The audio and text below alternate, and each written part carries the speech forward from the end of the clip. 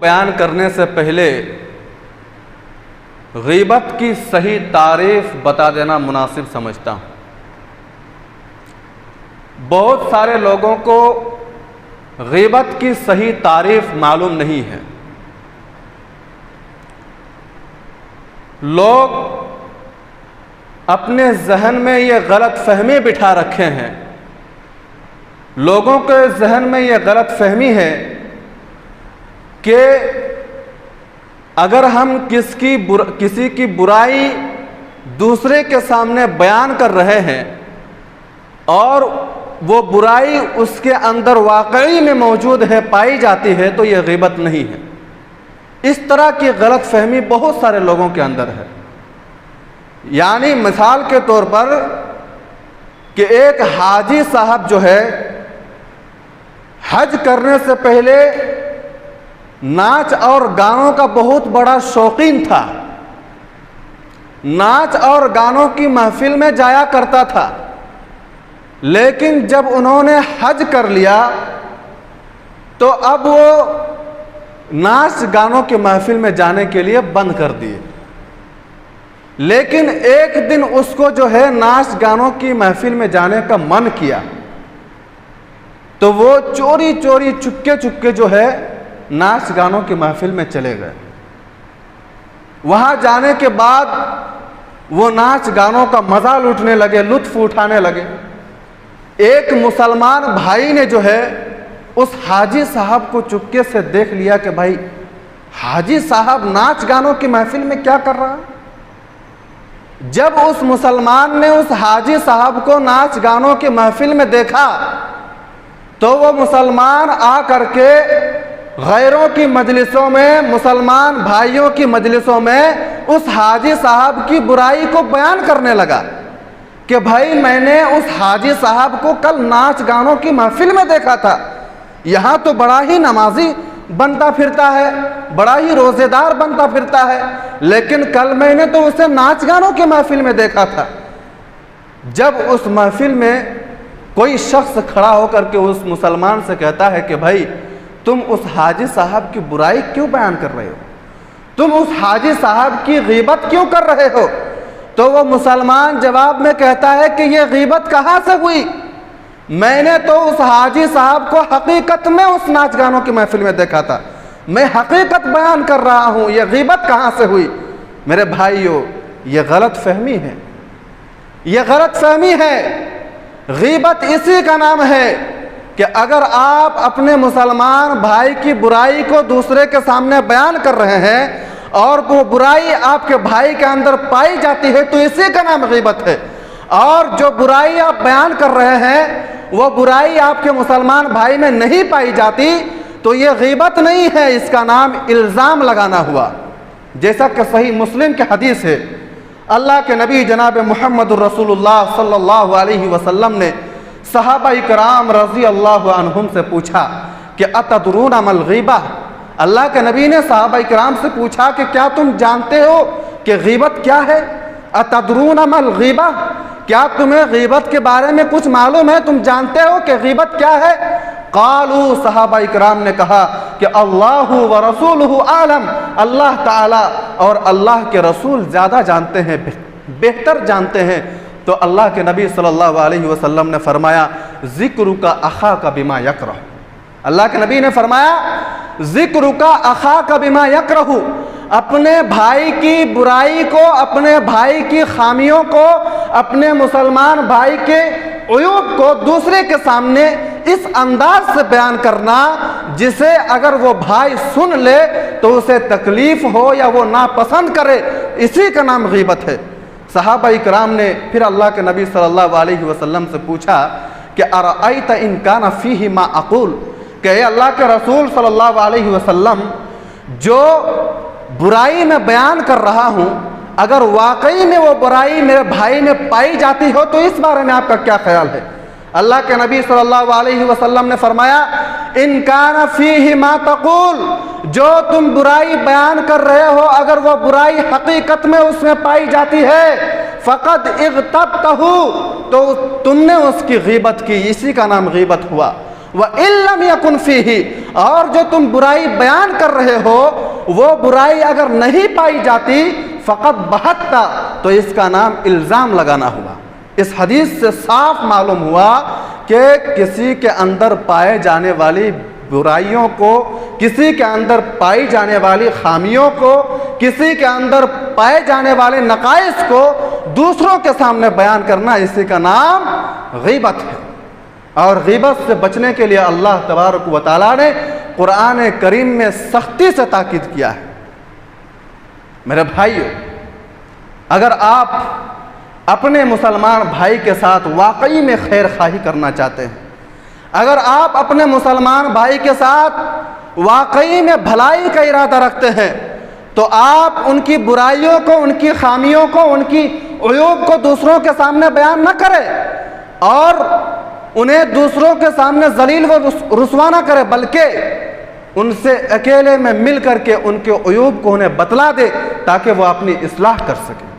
انہیں اکیلے میں مل کر کے، تنہائی میں مل کر کے انہیں بتا دے کہ بھائی تمہارے اندر یہ خامی ہے، تمہارے اندر یہ برائی ہے، میں نے تمہیں فلاں کام کرتے ہوئے دیکھا ہے، اسلام میں اس کام کی اجازت نہیں ہے، تو میرے بھائیو وہ شخص اپنی اصلاح کر لے گا۔ اور اگر ہم لوگوں کی غیبت کرتے رہیں گے، لوگوں کی عیب جوئی کرتے رہیں گے، لوگوں کی عزت کو تار تار کرتے پھریں گے، لوگوں کی عزت پر حملہ کرتے رہیں گے، تو اللہ تبارک و تعالیٰ کے اس فرمان کو سن لے۔ اللہ تبارک و تعالیٰ نے فرمایا وَيْلٌ لِكُلِّ هُمَزَةٍ لُمَزَةٍ، تباہی ہے ہر اس شخص کے لیے، بربادی ہے ہر اس شخص کے لیے جو لوگوں میں طعن کی باتیں کرتے ہیں اور لوگوں کے کاموں میں نقص نکالتے ہیں، لوگوں کے کاموں میں خامی نکالتے ہیں، لوگوں کے کاموں میں، لوگوں کے افعال میں، لوگوں کے اعمال میں برائیاں نکالتے ہیں۔ ایسے لوگوں کے لیے تباہی ہے، وہ بربادی ہے۔ اللہ تبارک و تعالیٰ کی لعنت ہے ہر اس شخص کے لیے جو لوگوں کے پیٹھ پیچھے برائیاں کرتے پھرتے ہیں۔ میرے بھائیو، اللہ تبارک و تعالیٰ نے فرمایا وَلَا تُطِعْ كُلَّ حَلَّافٍ مَّهِينٍ حَمَّازٍ مَّشَّاءٍ بِنَمِيمٍ۔ اللہ تبارک و تعالیٰ نے ان آیات کریمہ میں فرمایا کہ ہر قسمیں کھانے والے ذلیل لوگوں کی اطاعت نہ کرو۔ جو لوگ قسم کھا کھا کر لوگوں کی برائیاں کرتے پھرتے ہیں ان کی اطاعت نہ کرو، ان کی بات نہ مانو۔ جو لوگ چغل خوری کرتے ہیں ان کی بات نہ مانو۔ میرے بھائیو، ان آیات کریمہ میں غیبت اور چغلی کی مذمت کی گئی ہے۔ ان آیات کریمہ کو جاننے کے بعد یہ معلوم ہوتا ہے کہ غیبت اور چغل خوری جو ہے بہت ہی سنگین اور خطرناک جرم ہے۔ یہ غیبت حرام کام ہے اور اس غیبت کے لیے قرآن مجید میں اس غیبت کے بارے میں مردہ بھائی کے گوشت کی کھانے کو، مردہ بھائی کے گوشت کھانے کی تشبیہ دی گئی ہے اس غیبت کو قرآن مجید میں۔ مردہ بھائی کے گوشت تو دور کی بات، زندوں کے گوشت کھانا بھی حرام ہے، اور کوئی بھی شخص اپنے مرے ہوئے بھائی کا گوشت کھانا یا اپنے زندہ بھائی کا گوشت کھانا کسی بھی قیمت میں پسند نہیں کرتا۔ کوئی بھی شخص اپنے مرے ہوئے بھائی کا یا زندہ بھائی کا گوشت کھانے کے لیے تیار نہیں ہے، لیکن پھر بھی غیبت میں ملوث ہے، چغل خوری میں ملوث ہے۔ میرے بھائیو، اللہ تبارک و تعالیٰ قرآن کریم کے اندر ارشاد فرماتا ہے یا ایھا الذین آمنوا اجتنبوا کثیرا من الظن، اے ایمان والو بہت زیادہ گمان کرنے سے اپنے آپ کو بچاؤ، بہت زیادہ گمان کرنے سے اپنے آپ کو بچاؤ۔ ان بعض الظن اسم، اس لیے کہ بعض گمان گناہ ہے۔ ولا تجسسوا، اور کسی کی جاسوسی مت کرو۔ ولا یغتب بعضکم بعضا، اور تم میں سے کوئی کسی کی غیبت نہ کیا کرے۔ ایحب احدکم ان یاکل لحم اخیہ میتا فکرہتموہ، کیا تم میں سے کوئی بھی شخص اپنے بھائی کا، اپنے مرے ہوئے بھائی کا گوشت کھانا پسند کرے گا؟ فَكَرِهْتُمُوهُ، یقیناً تم اسے ناپسند کرو گے۔ وَاتَّقُوا اللَّهَ إِنَّ اللَّهَ تَوَّابٌ رَحِيمٌ، اللہ سے ڈرو، إِنَّ اللَّهَ تَوَّابٌ رَحِيمٌ، یقیناً اللہ تعالیٰ توبہ قبول کرنے والا اور رحم کرنے والا ہے۔ میرے بھائیو، اس آیت کریمہ میں اللہ تبارک و تعالیٰ نے غیبت کرنے والے کو مردہ بھائی کا گوشت کھانے والا کہا گیا ہے۔ اس سے اندازہ لگائیں کہ غیبت کی کتنی مذمت ہے اسلام، لیکن آج ہم غیبت سے اپنے آپ کو نہیں بچاتے۔ آج ہم نماز پڑھتے ہیں، روزہ رکھتے ہیں، زکوٰۃ دیتے ہیں، پھر بھی غیبت کرتے ہیں۔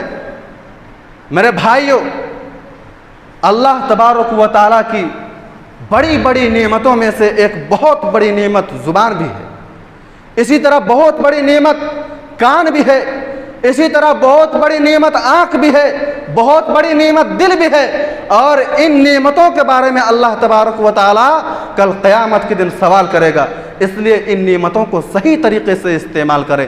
اللہ تبارک و تعالیٰ قرآن کریم کے اندر ارشاد فرماتا ہے وَلَا تَقْفُ مَا لَيْسَ لَكَ بِهِ عِلْمٌ إِنَّ السَّمْعَ وَالْبَصَرَ وَالْفُؤَادَ كُلُّ أُولَٰئِكَ كَانَ عَنْهُ مسؤولا، کہ جو چیز تم نہیں جانتے اس چیز کے پیچھے مت پڑو۔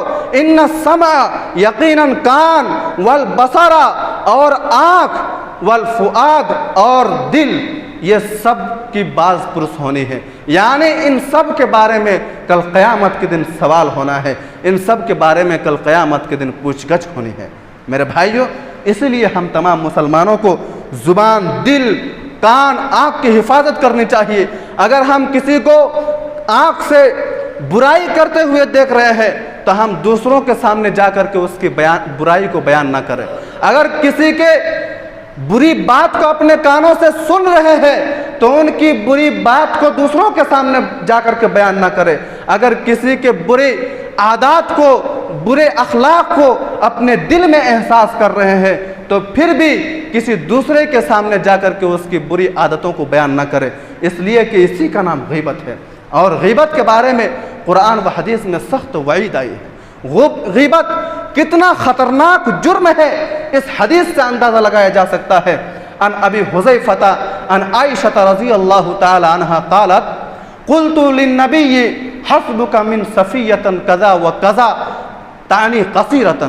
حضرت ابو حذیفہ رضی اللہ تعالی عنہ بیان کرتے ہیں کہ حضرت عائشہ رضی اللہ تعالی عنہا سے میں نے بیان کیا، وہ فرماتی ہے کہ قلت للنبی حسبک من صفیۃ کذا وکذا، میں نے نبی کریم، حضرت عائشہ رضی اللہ عنہا فرماتی ہے کہ میں نے نبی کریم صلی اللہ علیہ وسلم کے سامنے یہ اظہار کیا کہ صفیہ پست قد والی ہے، یعنی صفیہ نبی صلی اللہ علیہ وسلم کی بیوی کا نام ہے اور وہ قد کے اعتبار سے چھوٹی تھی، ناٹی تھی۔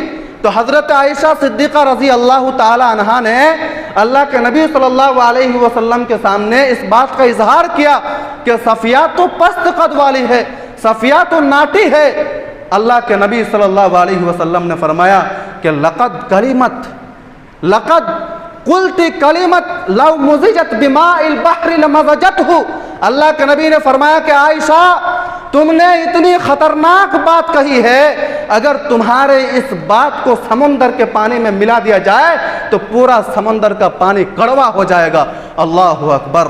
کسی کو پست قد والی کہنا، کسی کو ناٹی کہنا اتنی خطرناک بات ہے، اتنا خطرناک جرم ہے، اتنا خطرناک گناہ ہے کہ اگر اس گناہ کو، اس بات کو اگر سمندر کے پانی میں ملا دیا جائے تو پورا سمندر کا پانی کڑوا ہو جائے گا۔ اس لیے کسی کی برائی بیان کرنے سے پہلے سوچے کہ ہمارا آخرت میں انجام کیا ہو۔ اسی طرح ایک اور حدیث سنیں، عن انس بن مالک رضی اللہ تعالی عنہ قال قال رسول اللہ صلی اللہ علیہ وسلم لما ارج بی مررت بقوم لهم اظفار من نحاس یخمشون وجوههم وصدورهم فقلت من هؤلاء یا جبریل قال هؤلاء الذين يأكلون لحوم الناس ويقعون في اعراضهم۔ حضرت انس بن مالک رضی اللہ تعالی عنہ بیان کرتے ہیں کہ اللہ کے نبی صلی اللہ علیہ وسلم نے فرمایا کہ لما عرج بی مررت بقوم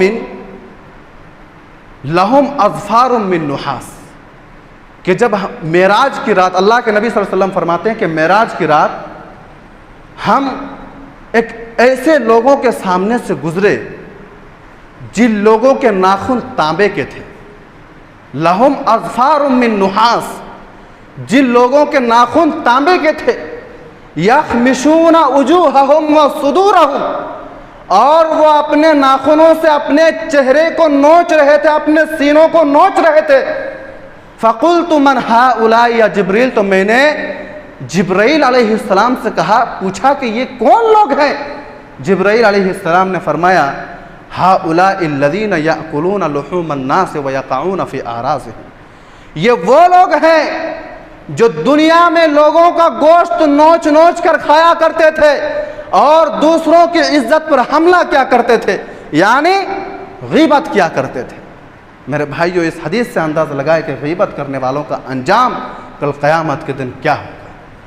من نحاس یخمشون وجوہہم وصدورہم، تانبے کے ناخن سے وہ اپنے چہرے کو نوچ رہے تھے اور اپنے سینوں کو نوچ رہے تھے۔ کون لوگ؟ جو لوگ دنیا میں اپنے مسلمان بھائی کی عیب جوئی کی پردہ پوشی نہیں کیا کرتا تھا، بلکہ دوسروں کے سامنے ان کے عیوب کو، ان کی برائیوں کو بیان کیا کرتا تھا۔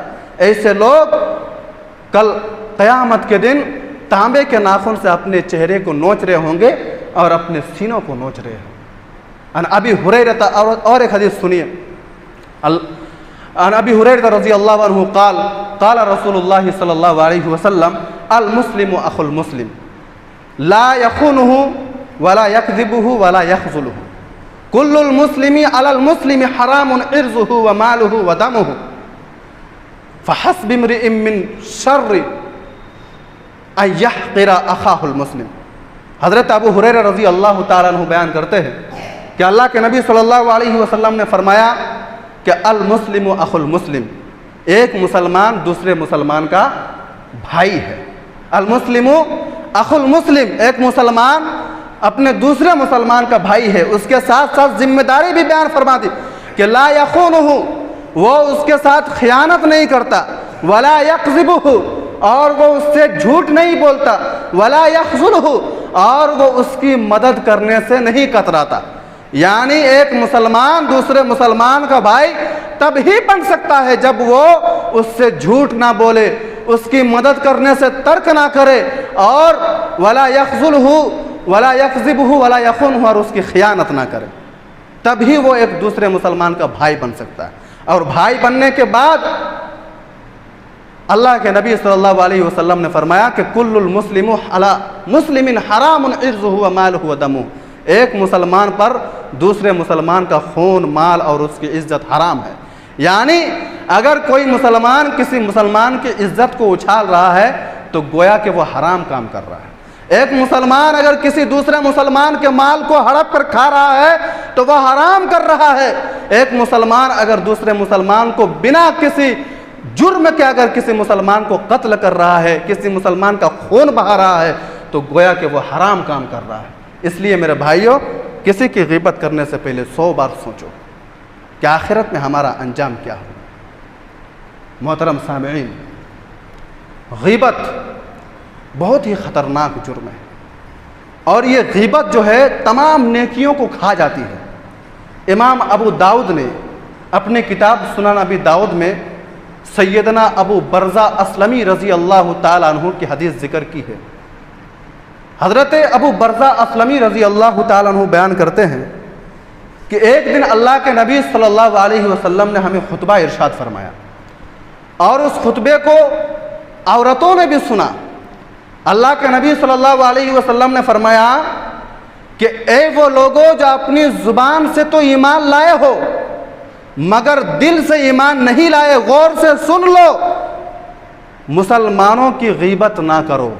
اللہ کے نبی نے فرمایا کہ جو لوگ اپنی زبان سے تو ایمان لے آئے ہو مگر دل سے ایمان نہیں لائے، وہ لوگ بھی غور سے سن لے کہ ایک مسلمان کی غیبت نہ کرے اور ان کی عیب جوئی بھی نہ کرے۔ پھر اللہ کے نبی نے فرمایا کہ جو شخص اپنے مسلمان بھائی کے عیب کو تلاش کرتا ہے، اللہ تعالیٰ اس کے عیب کو تلاش کرتا ہے۔ جو شخص اپنے مسلمان بھائی کی برائیوں کو کھوجتا ہے، اپنے مسلمان بھائی کے عیوب کو تلاش کرتا ہے، اللہ تعالیٰ اس کے عیوب کو تلاش کرتا ہے۔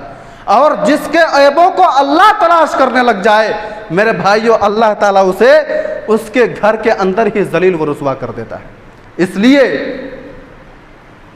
غیبت اور عیب جوئی کرنے کے بجائے اللہ تبارک و تعالیٰ کا ذکر و اذکار کرنا چاہیے، کیونکہ اللہ تبارک و تعالیٰ کے ذکر و اذکار کرنے سے ایمان مضبوط ہوتا ہے، اور غیبت اور چغل خوری کرنے سے ایمان کمزور ہوتا ہے۔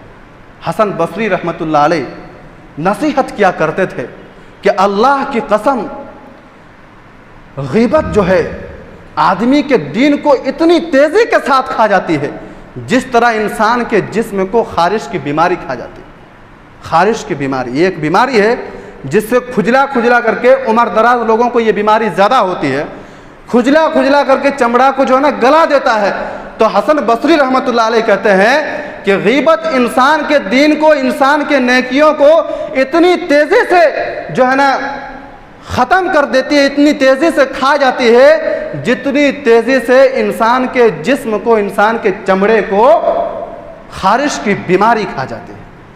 اور سیدنا عمر بن خطاب رضی اللہ تعالیٰ عنہ بیان کرتے تھے کہ اللہ تبارک و تعالیٰ کے ذکر و اذکار کو وظیفہ حیات بنا لو، زندگی گزارنے کا ایک سسٹم بنا لو اللہ تبارک و تعالیٰ کے ذکر و اذکار کو، کیونکہ یہ ایک دوا ہے، اور اپنے آپ کو لوگوں کے نقائص دوسروں کے سامنے بیان کرنے سے، لوگوں کی برائیاں دوسروں کے سامنے بیان کرنے سے اپنے آپ کو بچاؤ، اس لیے کہ یہ ایک بیماری ہے۔ حضرت عمر بن خطاب فرمایا کرتے تھے میرے بھائیوں، اور بڑا ہی افسوس ہوتا ہے اس شخص پر جو باجماعت نماز ادا کرتا ہے اور بھی نیکیاں کرتا ہے، نیک اعمال کرتا ہے، روزہ رکھتا ہے، اور کوئی بھی دن ایسا نہیں گزرتا جس دن وہ قرآن کریم کا ایک پارہ تلاوت نہ کرتا ہو، لیکن رات کو سوتے وقت اس کے سامنے ایک بھی نیکی نہیں ہوتی ہے۔ اس کی اطاعت گزاری کہاں گئی؟ اس کی تمام نیکیاں کہاں چلی گئی؟ میرے بھائیوں، اس نے لوگوں میں تقسیم کر دی، اس نے لوگوں میں مفت میں، فری میں بانٹ دیا اپنی نیکیوں کو، کیونکہ وہ نماز بھی پڑھتا تھا، روزہ بھی رکھتا تھا، قرآن کریم کی تلاوت بھی کیا کرتا تھا، لیکن مجلسوں میں جا کر کے اپنے مسلمان بھائی کی عزت پر حملہ بھی کیا کرتا تھا۔ اس لیے وہ نماز پڑھنے کے باوجود، روزہ رکھنے کے باوجود، روزانہ قرآن کریم کی تلاوت کرنے کے باوجود رات کو سوتے وقت اس کے سامنے ایک بھی نیکی نہیں ہوتی ہے۔ اور اللہ کے نبی فرماتے ہیں کہ حقیقت میں یہی امت کا سب سے بڑا مفلس اور کنگال آدمی ہے۔ اللہ کے نبی کی حدیث ہے کہ اتدرون من المفلس، اللہ کے نبی صلی اللہ علیہ وسلم نے صحابہ کرام سے پوچھا کہ کیا تم جانتے ہو کہ مفلس کون ہے؟ قالوا المفلس فینا، المفلس فینا من لم درہم لہ ولا متاع۔ صحابہ کرام نے کہا کہ ہم میں سے مفلس اور کنگال تو وہ ہے جس کے پاس درہم و دینار نہیں ہو، جس کے پاس مال و دولت نہیں ہے۔ اللہ کے نبی نے فرمایا کہ نہیں، المفلس من امتی من یاتی یوم القیامت بصلاۃ وصیام وزکاۃ ویاتی قد شتم ھذا وقذف ھذا واکل مال ھذا وسفک دم ھذا۔ میرے بھائیو، اللہ کے نبی فرماتے کہ نہیں، میرے امت کا مفلس وہ نہیں جس کے پاس مال و دولت نہیں ہے، میری امت کا مفلس اور کنگال وہ آدمی ہے جو کل قیامت کے دن نماز بھی لے کر کے آئے گا، روزہ بھی لے کر کے آئے گا، اور بھی دیگر اعمال لے کر کے آئے گا، اور ساتھ ہی ساتھ اس نے کسی کو گالی دی ہوگی، اس نے کسی کی غیبت کی ہوگی، اس نے کسی کو زبان سے برا بھلا کہا ہوگا، اس نے کسی کا خون کیا ہوگا، اس نے کسی کا مال ہڑپ لیا ہوگا۔ اللہ تبارک و تعالیٰ کے دربار میں وہ شخص اپنے تمام نیکیاں جو ہے اس انسان کو دے دے گا جس کی وہ دنیا میں برائی کیا کرتا تھا، جسے وہ دنیا میں گالی دیا کرتا تھا، جس کا وہ دنیا میں مال ہڑپ کر کھایا تھا، اس انسان کا اپنے تمام نیکیاں جو ہے وہ انسان دے دے گا۔ میرے بھائیو، اس لیے کہا گیا کہ اس امت کا سب سے بڑا مفلس وہ ہے کہ جو نماز بھی لے کر کے آئے گا، روزہ بھی لے کر کے آئے گا، اور بھی دیگر اعمال لے کر کے آئے گا، لیکن ساتھ ہی ساتھ لوگوں کو تکلیف پہنچائی ہوگی، زبان سے لوگوں کو دکھ دیا ہوگا۔